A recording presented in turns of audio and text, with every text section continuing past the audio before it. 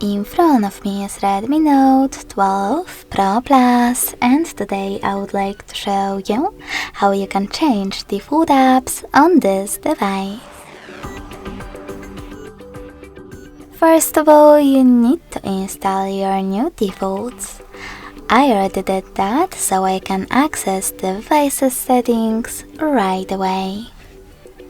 In those settings, scroll all the way down to access apps section.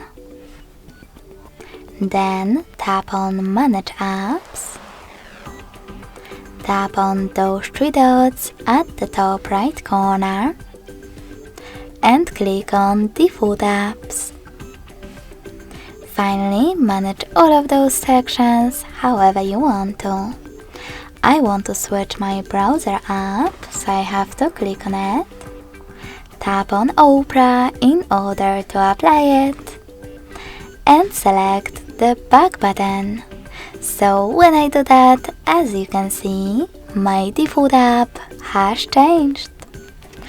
Thanks so much for watching. If you enjoyed this video, smash that like button, comment, and definitely subscribe. Bye!